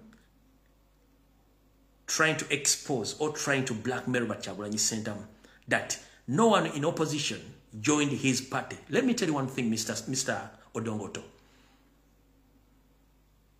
I don't think that you have been in Uganda all along. Like 5 years back, I don't think that you've been in Uganda. What we did in National Platform was to erase all Museveni agents in NUP, whereby we exposed even the so-called opposition figures in the country because they have been working with Museveni all along. You understand? There's something which happened to you. So when you came out and you talk about a national platform that nobody in opposition joined joined NUP, the second question is, for you, what blocked you from joining NUP? Which reason can you give to the public that you didn't join any political party in Uganda? Either NUP, FDC, Sujui, Nani. What reason can you give to the public that you didn't join any political party? Before you ask such questions. One, first and foremost, Mr. Dongoto, the public knows that you were fraudster, you were mafia, uri mufere. Bino byadabuza, uri byadabuza. Why is Muntu not in Bobby Wine's camp? Why is Nandara? Ulira amanya gagenda okumenya gonna gawulye bulungi nnyo. Ulira. Why is Muntu not in Bobby Wine's camp? Why is Nandara not in Bobby Wine's camp? Why is Mpuga not in Bobby Wine's camp? Why is Munyagwa not in Bobby Wine's camp? And yet, in the 2016 election, everyone was in Besige's camp. So there is something not right there with this NUP. So we are monitoring them, but it is not adding up. Okay. And at 48 years, I can know what is wrong and what is not right. I said on TV, and I want to repeat today, I have a client who spent 103 days in Kitaria prison. He was arrested from Kenya. He told me that the entire prison is full of NUP supporters, 530. That at times they open the prison cells and they come and pick some. 2 or 3 died. What is Rubongoya and Bobby Wine saying about the freedom of the young people who are in that? First and foremost, gentleman, Mr. Dongoto, who is the person responsible of arresting the indigenous Ugandans, especially the NUP supporters? I think it is your boss Museveni. So, you've left Museveni, who is arresting, kidnapping, torture of those indigenous Ugandans who support NUP. Then you are claiming attacking NUP and Bobby Wine.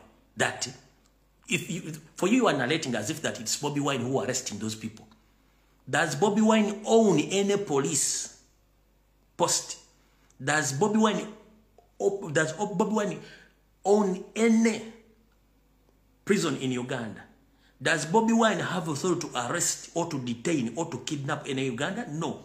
So, when you sit in the studio, like on NBS, when you are sent by the state to defend the state without asking your question, who is the person behind you of arresting and kidnapping Ugandans? And you are asking the questions of the people who are suffering right now because they are taking care of those people's families right now on the taxpayers' money. Me, I'm not surprised about your behaviors, and the history doesn't save you because the public doesn't know who the hell are you. So, before you come out to yap against National Platform Bobby Wine, please, I was informed to inform you, Mr. Odongoto. Hope this message, you'll get it, either right now or tomorrow or any other day before the end of this week. Mr. Dongoto, the so-called clean gentleman, without blame,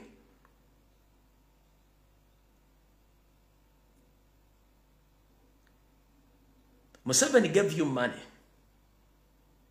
and you constructed a hotel in northern part of the country. That is 2019, 2020, 2010. But unfortunately, after completing your hotel, or before completing your hotel, you were looking for the supplier who was supposed to supply you with electronics. You went straight to Chiyembe here in Kampala, or in Chiyembe in Kampala. You approached one Kalule. You asked him for goods worth 35 million Ghanaian shillings. The gentleman accepted to give you those goods worth 35 million Ugandan shillings. 2019, 2020, 2010. But unfortunately, you vanished from there and then. You didn't pay the gentleman his money up to now. 35 million Ghanaian shillings. The gentleman now is bankrupt because of you. So, how dare you stand on national television? You start questioning. People are fighting for freedom. And at the same time, for you, you are defending the government, which is full of conmen like you. Because you know, the moment the government is overthrown, you are going to be answerable for some flawed charges. Gomufere, don't go to. Echiwakiza government ya kubanga oli mufere. Njagadde okuyisa message no mu Luzungu olutegere. Mpise ono Oluganda bulumanyi. Odongoto wafuna sente mu NRM. Zebakuwa. Okwera Baganda mu Northern Uganda ebizibya Northern Uganda. Nozimba hoteli Mambuka mu 2010. Bomalo gizimba alina okuteekamu ebintu by'amasanyalaze. Omuli waya, cables, amataala n'ebintu ebirala. Nojja mu Kiyembe ew'omwami gwe bayita Kalule n'omusaba ebyamaguzi ebiwala milioni 3 mwezi mu 5 n'abikuwa n'omugamba sente ogenda zireeta after 2 days. 2 days from 2009 2010 emyaka emeka nga tumusasudde milioni 3 mu 5 nakatula musajja yavuwadde. Naye olw'okuba nti okimanyi nti gavumenti yamwe yababbi na oli mubbi nti gavumenti bwevaako Kalula agenda kunoonya musasule sente ze tokyakwata esimu azijjako bakujja mu parliament ena wagenda kujja obeera ku batoli mu America obeera Dubai batoli mu Dubai obeera Canada kubanga otya muyiru bwafere. So I'm not surprised that also your fraudster, you are defending a government of mafias, pirates who are there against the law. So I'm not surprised. So you come on television defending NRM, attacking Nope. You are part of the system of mafias. So, Mr. Fraudista Odongoto, can you please look for Mr. Kalule and pay him back 35 million Ugandan shillings, which you didn't pay, of the goods which you received from him in Chiyembe. Jensongora chabantu bano bonna balwanira government kubanga babbi. Yazimba hoteli ngayagala musupplying amasanyalaze najja mu Kiyembe mu duka musajja na musupplying ebintu mwami Kalule milioni 3 mwezi mutatazimu wanga kati boba 2010 ngomusajja mu milioni 3 yamu ebintu milioni 3.5 sente meka katika sawa zino calendar ziba sente meka ezo milioni 3.5 ku bisere zali sente nyingi nnyo kati ngomusubira okujja okugerera magezi oyo abo bangi nnyo. Chovula buli wagira NRM ina nabaga buli wagira NRM ina file mu court baina file mu police biba abantu.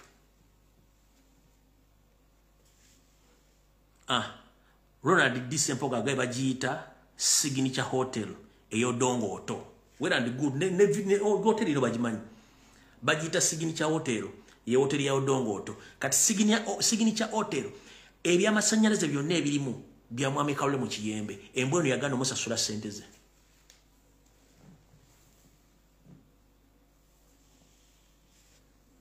Kyokka yali mu kwogera bitakwatagana ng'empale ya Museveni. Ng'alumba ki? Ng'alumba Kyagulanyi. Kati ndo beba abantu betwogerako essaawa zino. Abeeyita nti baki? Bannabyabufuzi. Eyo tuvuddeyo. Bwe tumala okuvaayo. Nabagambye information yabadde security alert which ewedde ng'etandika ne bagamba bayingiza abasajja mu Uganda.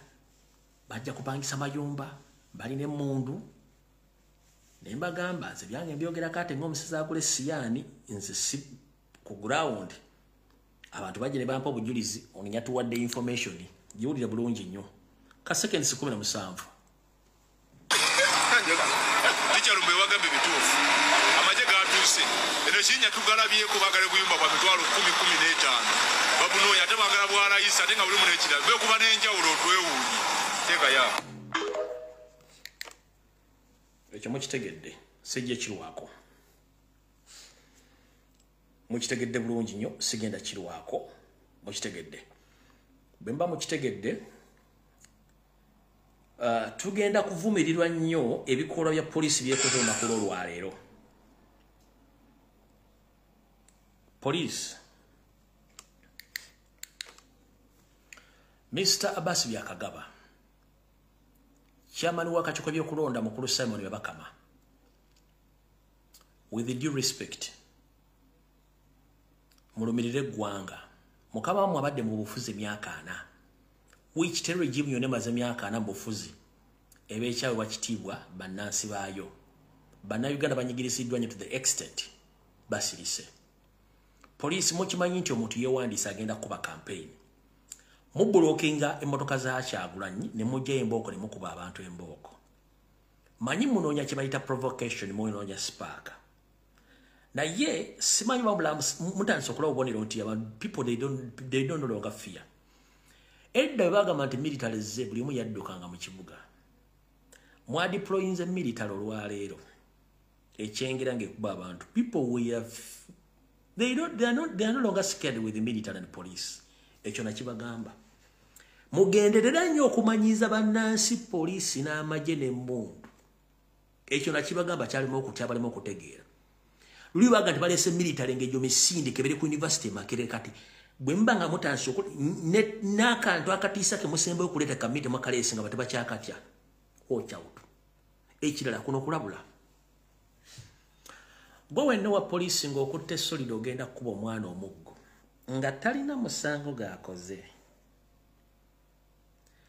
omwana oyo singa akugwira n'akufiiraka famire ogenda gigamba ki era omwana bagenda muvunaana musango gwa manisota myaka kamukaaga baavudde naye nga gwogenze lwa busiru tolina lukusa lwonna lukuba muntu mbooko nga tewabaddewo riot yonna eri dangerous tolina lukusa you should learn the rules of engagements. Mr. Simon Byabakagaba Abbas Byakagaba, sorry. Mr. Abbas Byakagaba, the Inspector General of Police. I know you are not the one in control of the police of Uganda, but inform your police officers they should behave. They should learn the rules of engagements. What are the rules of engagements? The rules of engagements, any police officer or any armed officer is not supposed to attack any armed civilian. Therefore, any serving officer, either a policeman or armed officer, you are supposed by the law to inform that civilian or to alert him or to instruct him 3 times before you attack him or her. But it applies when someone is armed. Someone who is not armed and is not dangerous, you are not supposed to attack him. Tolina lukusa lukuba muntu yenna atali mu kwekalakaasa atalina kisi kyakutte ate n'amateeka gakuga police officer nti oteekeddwa okumanya amateeka ddi lw'olumba omuntu oyo gw'oyitibwa obulabe osooka n'omuwoninga omulundi ogusooka n'omuwoninga omulundi ogwokusatu n'omuwoninga omulundi ogwokusatu gwe gusembayo ogwokuna n'oteekinga action era action bakulagira either kusooka kuba rubber bullet wezigaana ng'ali dangerous armed then osobola okukosa live armed naye ng'ate okuba magulu negwe police officer from nowhere n'okwata kibooko n'okuba omuntu already wamenye etteeka. You should learn the rules of engagements before you pull out any solid wire or a wooden stick To beat any unarmed civilian, it breaks the law of Uganda.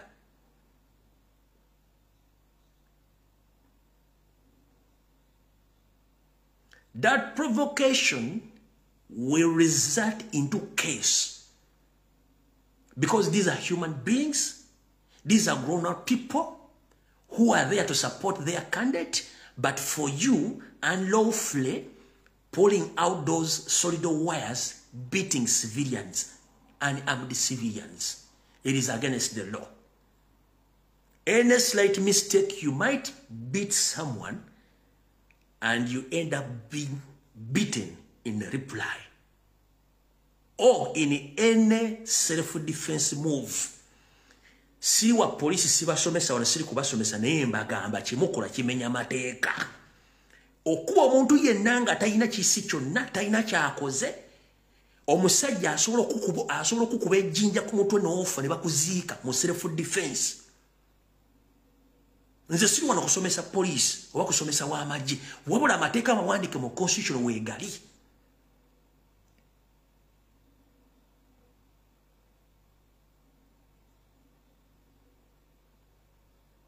Gwokimanyi omwana omukuba emboko nga bali talina kyakoze oyo omwana alina right ye defending asobola okugwa nawe n'akuggyako n'emmundu n'akuba amasasi. Gwa military akutta omuggo okuba omwana omuggo omukubira ki? Owa polisi akutta omuggo okuba omwana civilian talina kintu kya omukubira ki?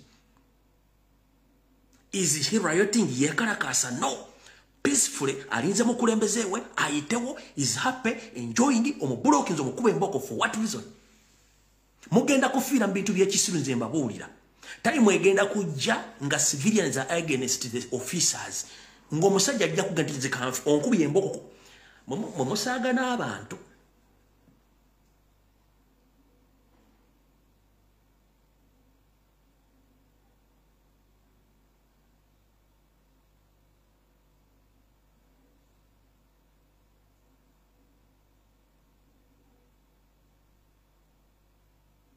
Teri musirikale ali above the law.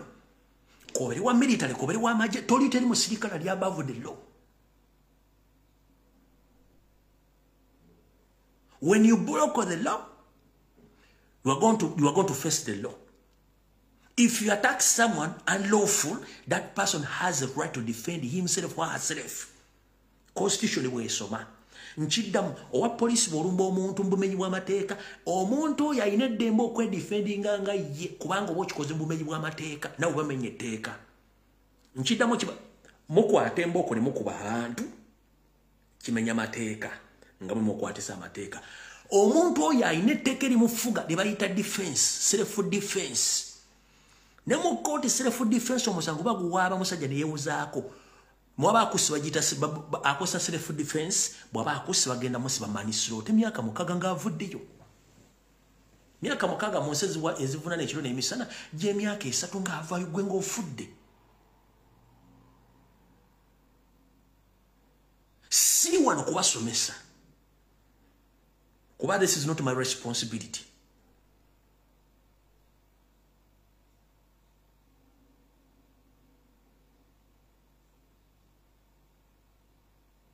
Omuntu atambula peacefully candidate wajja okutta emboko mukuba emboko azi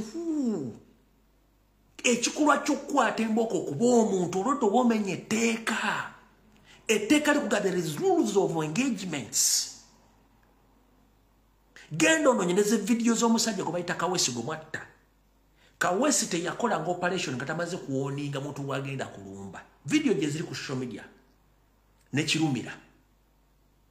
Those are professional police officers.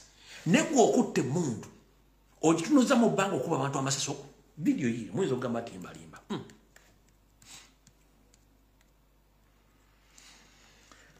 Wano wabaddewo ekyetaagisa okuba omuntu.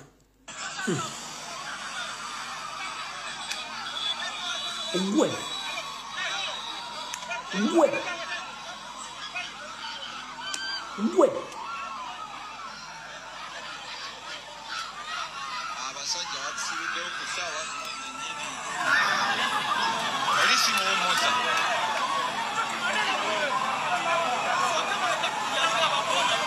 oyo muwummuza abasajja batusibiddeyo konvoyi ya pulezidenti bagisibiddeyo poliisiyo ne bagisiba baagala tujjako baagala tusalako tiimu baagala tusalako bakuba abantu emiggo oyo muwummuza akomyewo yapima ekimuto obuto bwe tubagamba muwummuza ono w'ekirevu yali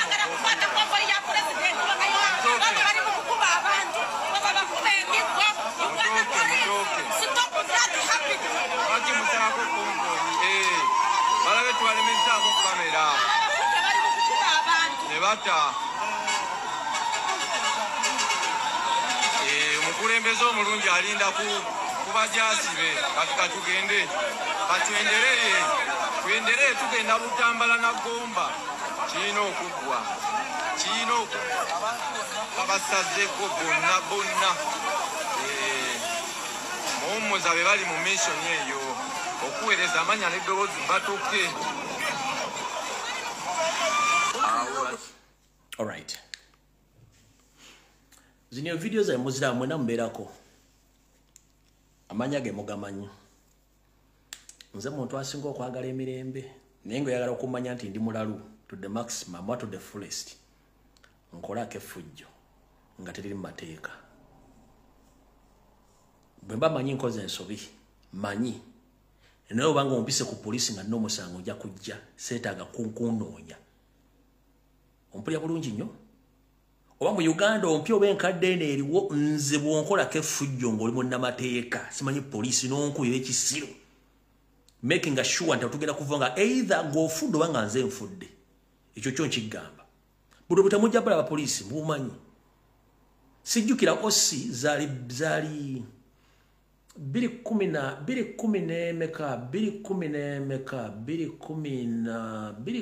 ya police echengera twalina family rangozi police echengera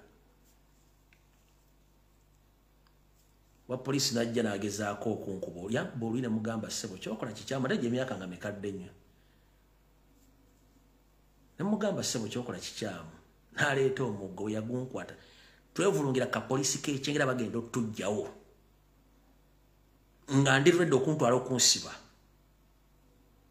ngandulede okuntwala okunsiba yankuba olwensooka n'ensirika byama kuba bamugamba nti oyo ettabbo oyo ayogera nnyo ayogera nnyo akayaga nga bali bawadde eddenguzi bwe yaleeta omuggo baatutaasa butaasa naye kye namukola osi yaŋŋamba ate ndiwe olwa damage ze nali mukozeeko ne basooka mugamba nti you are wrong bamugamba you are wrong niwe ngamba nsasula medical bill n'egisasula naye nga kye namukola nkoko bazzukulu nze ndi muntu ayagala emirembe ne bw'onkolako effujjo eritali mu mateeka bulaaza na principles ziri bbiri nsobola okuviira ne ŋŋenda but gwe jangu onnumbe we ŋŋenze ekyo sibuuza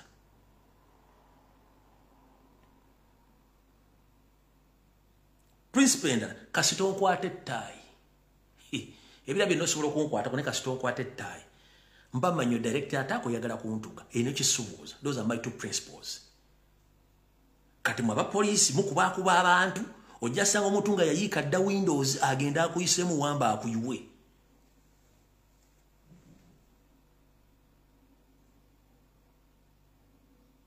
abantu balina stress mu Uganda talina waasula talina kyakulya Blood Bank mubanja enyumba bagisenze ekyapa kye bakibbye amubbya amulaba ate amubbyayo omanyi nti omuntu ayinza okubba Kampala n'akuvuma n'akumanyiira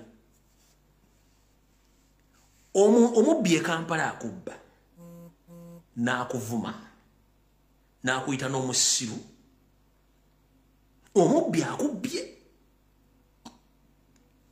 n'atakomawo n'akusiba n'okusiba Kampala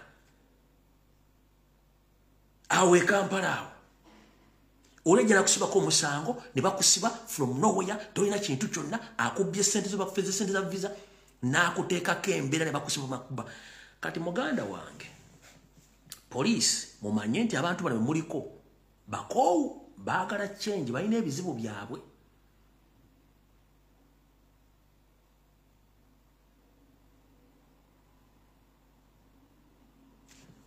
kankuwe kyokulabirako chaos mugikoze ku kitebe kya national platform ne mugikola n'ekyengera ewasigadde wonna police ebadde directinga bulungi nnyo abantu nga teyina gwe kubyeko emboko n'eki wano kikendeeza obudde kikendeeza n'emirimu good enough nti abaana ba national platform bakontrolinga ne traffic bakontrolinga bakomredi baabwe kati goba okuba omuntu already bafuutu soja omulimu gwe bakola bakuliatinga space ne ba directinga traffic abantu ne batambula kati goba ojja n'okuba omuntu goba blockings obutayingira ku side eriko president oba kukuliatinga jam oba okolera nki ky'oba oyagala obuvuyo mbokoze ku kitebe ne mbokola n'ekyengera ne wasigadde na president yabadde poliisi yagambye abantu mudde ku side na mudde ku sete muyingira mu kkubo yes abantu bagobera ebiragiro nebi tewale fuje ne mwe mu creating embeera lwaki mu creating embeera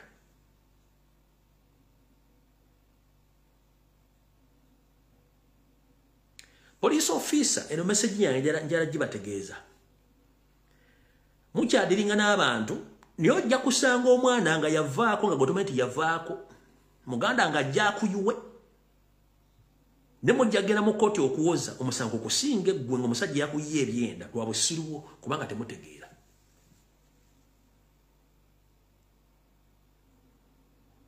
poliisi toteekeddwa kuba muntu nga talina musango kyo tikiriyo nkiddamu poliisi terina lukusa lukuba muntu nga talina musango lwaki terina lukusa lukuba muntu ona n'omubbi akubbye etteeka ligamba tomukuba mukwata omutwale ku poliisi goloza lwaki omubbi omukwataga muntu ali ku poliisi anti bulijjo temukyebuuzanga goloza lwaki n'omubbi akubbye alwana poliisi emutaase mutwale mu kaduukulu kubanga naye ayina amateeka gakolaki agamuprotecting obutamukuba kati gwe okuba omuntu ategeera omukyala ayina abaana omusajja omufumbo musajja omukulu atazizza musango omuluzi agenda kukola ki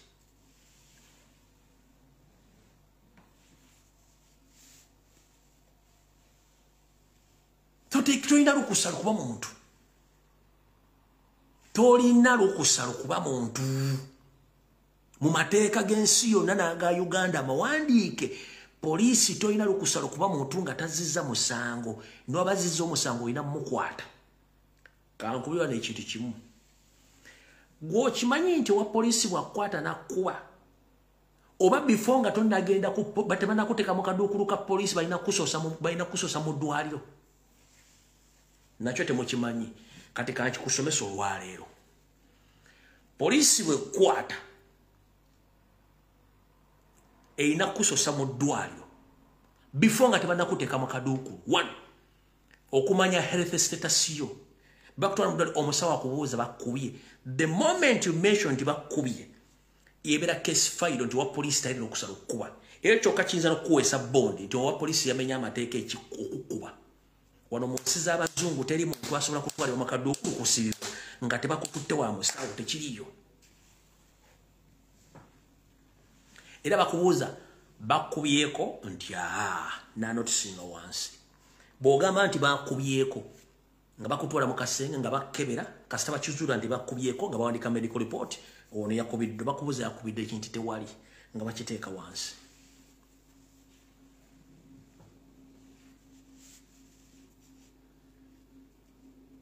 biri betulwanirira nze tulana nti ndi ku social media kuno nebyendwali bisukka kubi mateeka no nwanira bintu biri simple nti buli muntu alina right okubeerawo gwe nkugende n'omubbi akubbye lwaki agamumpitire poliisi munyambe poliisi lwaki kuba naye amanyi alina amateeka gakola agamuprotecting omubbi oyo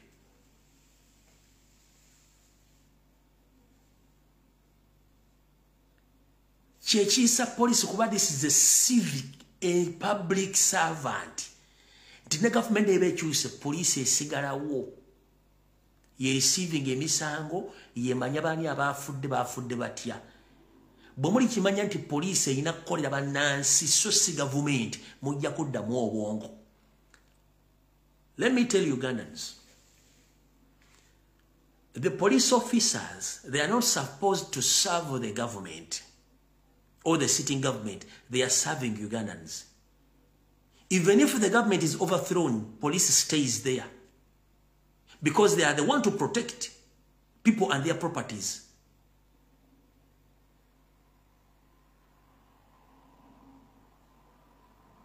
That's why it is very rare to find a policeman.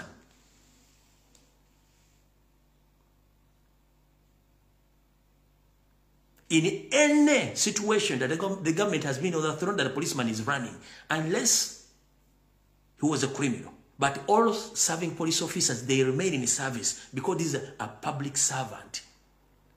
He's supposed to serve people, not a sitting government. No, moina ku serving abantu. Nti government newe vuddeko, abamaje basobola okudduka, police teyinza kudduka. Kudda ku muntu okuba, osamba, okidnappinga, azifu, etteeka terikukkiriza.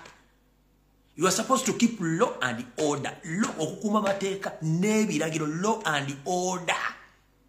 Or to enforce law and order. Gwe mulimu gwa to enforce law and order. So when you pull out of what? A solid wire to beat an innocent Uganda who is not violent or an armed person, are you protecting or are you enforcing the law? Or are you putting the order in the place? No. Sigenda basomesa kuba sinzira batwala mu police. Wabula bodde musomesa mateeka, go basomesa ga mu police training school. Mutandika okutegeera omwina okujja. Temwina kusavinga mu 7. Mwina kuma mateeka na biragiro okuma bannayuganda n'ebintu byabwe. Ekintu ky'okuba bannayuganda mu kirekera awo. Ojja kuba omulala agenda kwesibako. Nkiddamu. Kobere wa military toyina lukusala okuba muntu. Ojja kuba omwana akwesibeko nga nawo oluvuluko kube ku gaali mumuwote mulya. Fun enough. Muli unfit. Temulya. Muina stress. Musula bubi. Ojja kugwa ku mwana nga alina same habits, same behaviors, same problems. Kati musinkane nga muli ku positive. Mujja kwetwala. Temulya, musula bubi, muli unfit, musula mu tent, abaana mwe tebasoma, mulina buli kizibu eki. Ojja kuba omwana emboko nga mufaanaganya ebizibu, agambe ekimala akuyole.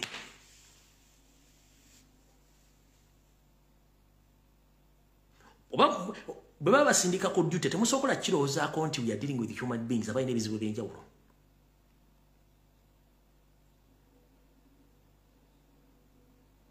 Mbabuuza gwe police officer gwe basindika ku duty okujja okukulu tokirowoozaako nti mudiringa ne public erina ebizibu by'enjawulo nga mufaanaganya ebizibu almost ebizibu ebimu ojja mukuba omugga aveeko nga tana kyagenda kuzza. Gwokimanyi nti mu Uganda mulimu abantu nga ayagala kudda mu kkomera nga mu kkomera gy'asobola okusurvivingira. Okimanyi ekyo gyeki ojjamu kuba omuggo ziveeko akulumbe bakyali bwe bagenda okukutaasa nga omusajja akusse oba nga akunyiza obulimu abo bonna buvuddemu.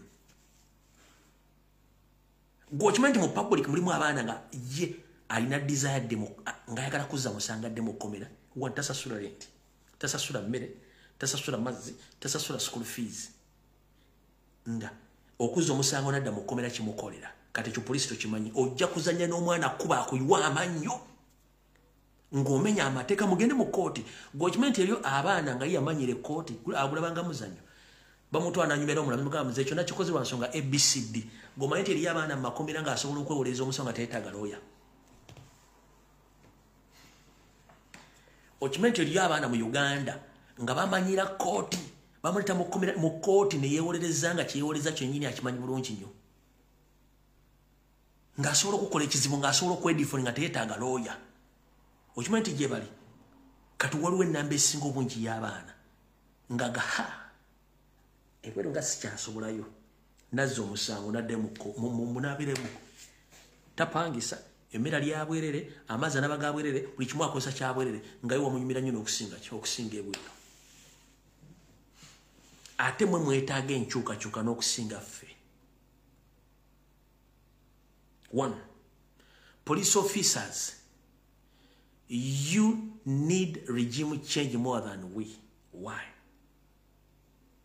Other government staff, other government officers, they are paid well in time apart from you.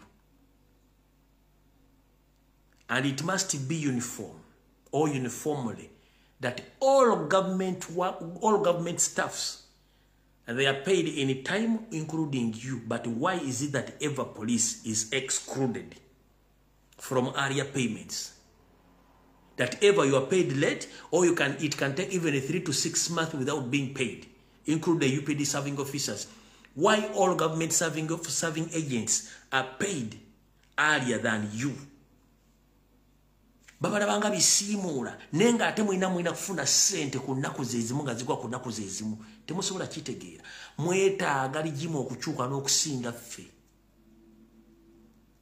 So police mwina okukuuma abantu n'ebintu byabwe, abantu ababasasula omusolo. Bwe mutakola fujjo laale zitambula bulungi, bwe mukola fujjo laale nga zitabuka. Mwagala provocation mujja gifuna. Forgotten my country akatambi katadde olwaliro kamaliriza tujja kuddamu ku Lwokusatu. Mukama bakujja ngo security alert yonna bwene bataliwo video njimaliriza mukama bakumire president wona wali mukama akunkumire n'abatamanya ngabo n'abagala kutusako bulabe bwe mwasigale jali mukama bakume mwana ba